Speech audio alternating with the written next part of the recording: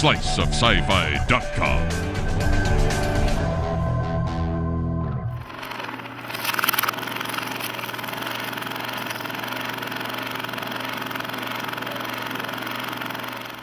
Hi, I'm Emma Green for Slice of Sci-Fi Shorts, and today I'm with co-director of Grounded, Barrett Meeker. Hi, I'm glad to be here. Thank you for joining us. I'm excited to learn about the movie some more, but I wanted to kind of get into who you are first. Yeah, I'm an artist by trade. I've done CG, like computer cutscenes, for about 8 years, and Grounded was our first real short film, live action short film, and it was an amazing learning experience. Okay, so what kind of made you go from CG and effects and being an artist into deciding to do shorts?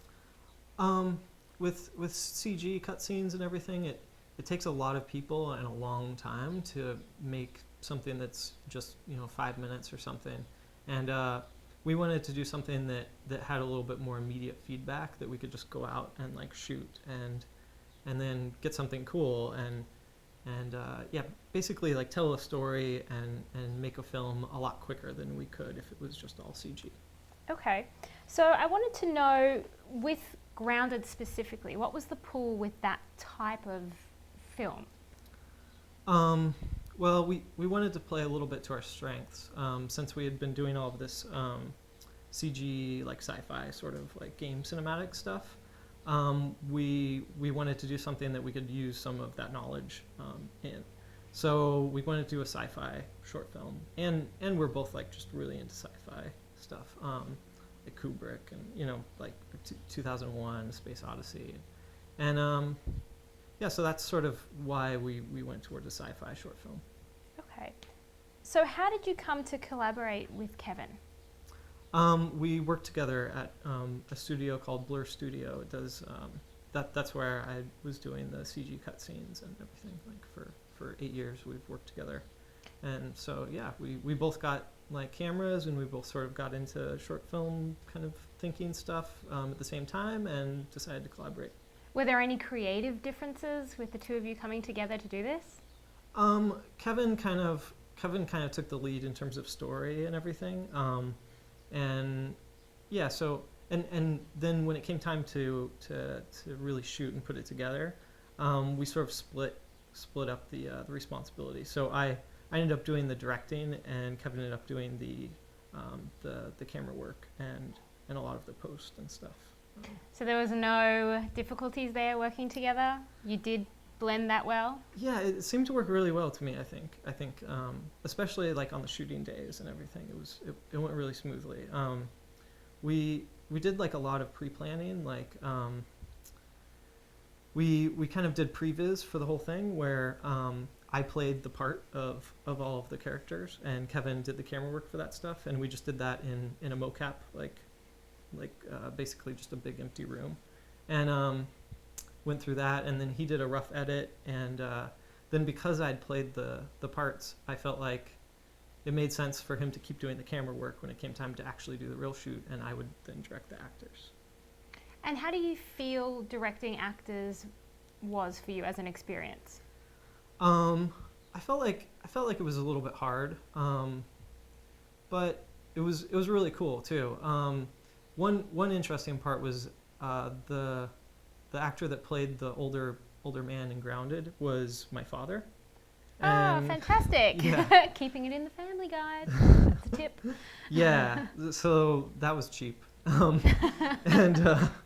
the reason we sort of went with that is we were looking for outside actors for a while, but we weren't really going to be able to pay them much, and they were going to need to come out to the desert basically for a couple days, and they were going to need to rehearse, and we were going to be spending like quite a bit of money like going out on those days, and we really just didn't want to risk like having somebody that could possibly bail on us at the last minute, because they're just in it for, they're not getting paid anything, and so I knew that my father, like, while maybe he didn't have like acting experience, he would be there and he would like take some direction, and it worked out really well.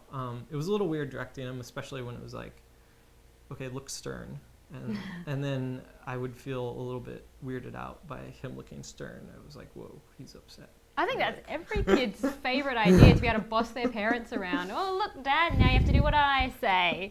Come on, you liked it a lot. Yeah, I mean, it was fun. I think he did a really good job. I think he did a really good job. And he didn't really need much directing.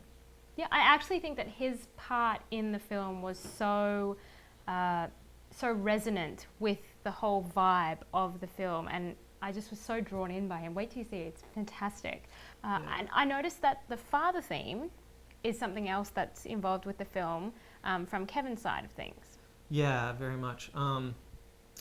Kevin's father passed away, and so there's that aspect of it, and it's sort of about like a cyclical father-son cycle of kind of passing things down and the same things happening again, like with each generation, and acceptance and various themes like that.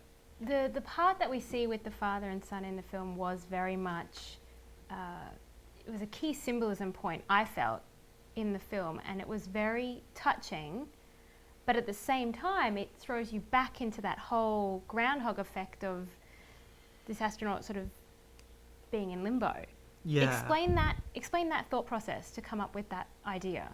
The idea was to show the sort of like the son character, the astronaut, trying to fit in with his father, but being kind of ultimately rejected, and basically being told, like, this isn't your role, this isn't for you, like, go back and like find your own path. That's heavy. That's really heavy. But I think that it was told in such a remarkable way, and interestingly enough, told is probably not even the right word, because there are actually no words in the film. Why the choice of no dialogue? One big reason is we hadn't really done dialogue before. We'd shot like a little tiny like test kind of like film before, and we did that with no dialogue, and so it seemed to make sense to kind of stick with what we know to some degree, and if we didn't need dialogue, why throw that extra thing in there? And yeah, I think we were both fans of films that didn't have, didn't rely heavily on dialogue. Like I said, like 2001 Space Odyssey, and like just had like quiet like moments and scenes. Do you feel that the no dialogue and then relying more heavily on the sound effects, because the sound effects in this were really good, when you were talking about the seeds, you really felt the seeds being right there just by the sound effects. Do you think that not having the dialogue heightened the vibe and the true feeling of the film? Yeah, I mean, I think if there was dialogue, it would be very sparse, and as you said, like without dialogue, the sound effects stood out so much.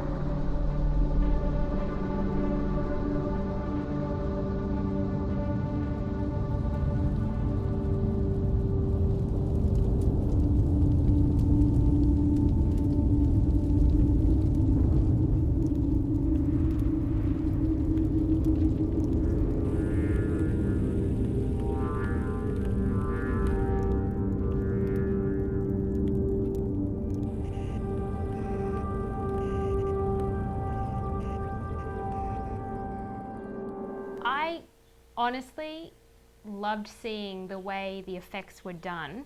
The glass cracking, brilliant, Yeah. brilliant. Give us a little inside scoop there. Yeah, so the glass breaking, that was pretty cool how we ended up doing that. We used it was like rubber cement basically, and we put that on the inside of these helmets because we rented these spacesuits and like kind of expensive, and we can't just break the glass. Sure, you can.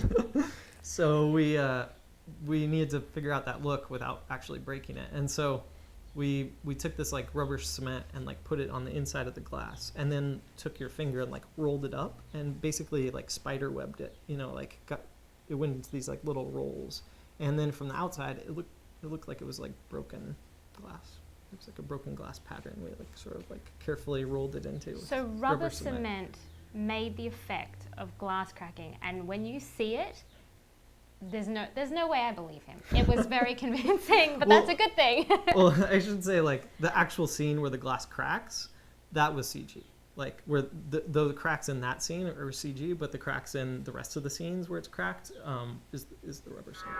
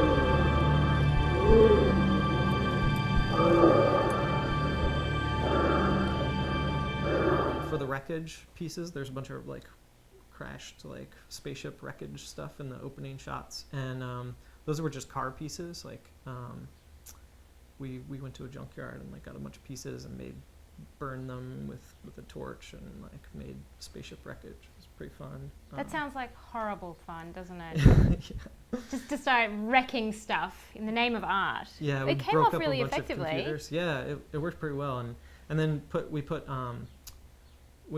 put fire over them, like fire effects and stuff, and that was all in the computer, like CG. And we heavily did color grading and everything, and I think that helped a lot. You were in Death Valley, right? Yeah, we shot sort of like three places. We shot first we shot in a parking lot with we got a big crane, and that's how we did the guy falling, the parachute scene. We had like a stunt people that like hoisted him up, and so we just shot him against the blue sky, basically.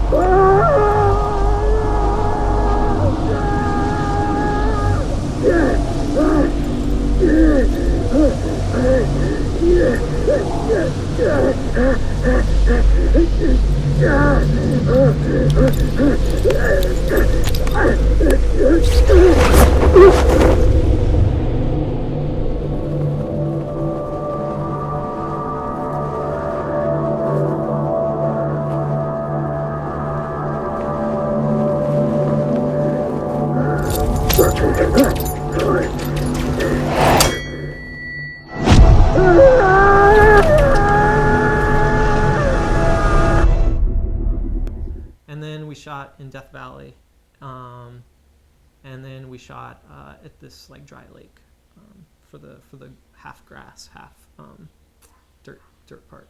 And one interesting thing is we bought, I think, like $200 worth of sod or something, and we took all the sod out to the dry lake bed and laid the sod out so that we had like a patch of grass like to shoot the actors with, and then the rest of the grass was CG. That was really effective, because for a second then I really honestly thought you could have, depending on your budget, just planted a lot more grass than that. Good to know. There's been a lot of grass. I don't know if Home Depot had that much. So what are some of the things that you found challenging in this process for aspiring filmmakers out there that want to use a lot of CGI? CG it's pretty hard. Like, it's pretty technical to put in there. Well, it can be fairly hard to track things. It takes a lot of sort of hand work to get everything to be working well with the CG and get everything synced up. Yeah, so I would say be very patient, have lots of time.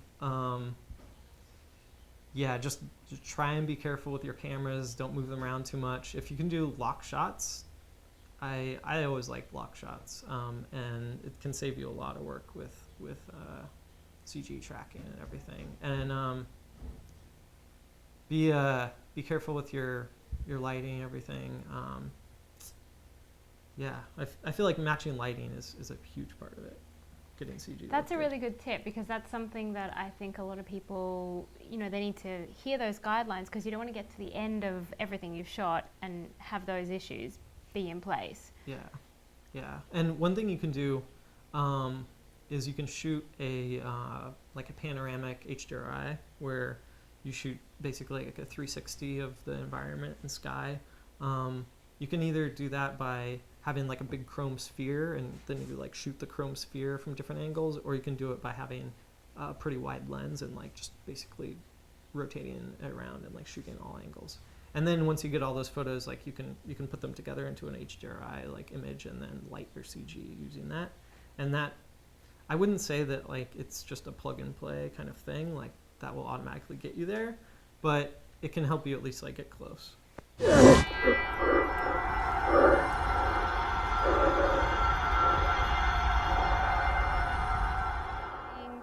What advice do you have people that are actually filmmakers but also want to get their films in the festivals?